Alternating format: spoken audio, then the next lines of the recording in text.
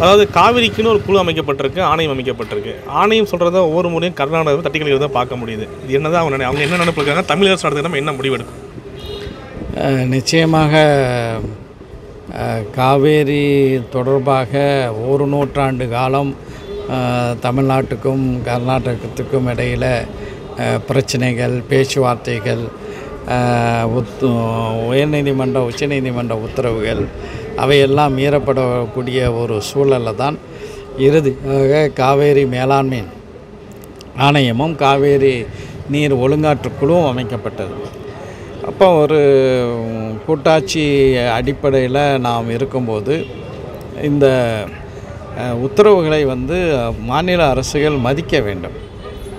அப்படி மதிக்காத ஒரு போக்கை கர்நாடகா மேற்கொள்கிறது. அதனால தான் இன்றைக்கி அனைத்து கட்சி கூட்டம் தமிழ்நாட்டு முதலமைச்சர் அவர்கள் தலைமையில் கூடின கூட்டத்தில் இதை வன்மையாக கண்டித்து தீர்மானம் நிறைவேற்றப்பட்டு இருக்கிறது.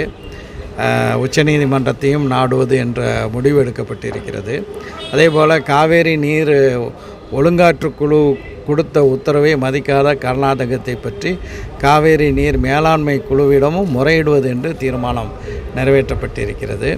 இன்றைக்கு காவேரி படுகை மாவட்டங்களில் நாகப்பட்டினத்தில், திருவாரூரில், தஞ்சாவூரில் மிகப்பெரிய அளவில் மயிலாடுதுறை மாவட்டத்தில் மிகப்பெரிய அளவில் குறுவை சாகுபடி இதனால் பாதிக்கப்படக்கூடிய ஒரு நிலை ஏற்பட்டு இருக்கிறது. இதே சூழல் தொடர்ந்தால் சம்பாவும் பாதிக்கப்படும்.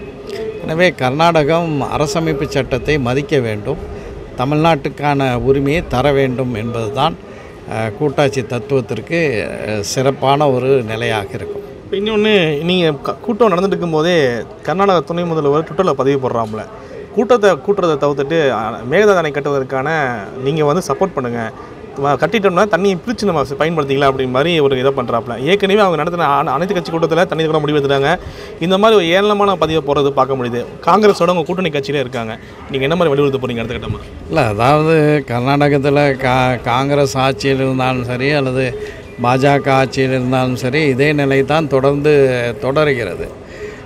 மேகதாது அணை மட்டுமல்ல, இன்னும் ஏராளமான அணைகளை கர்நாடகம் கட்டி வருவதாக தகவல்கள் வருகின்றன.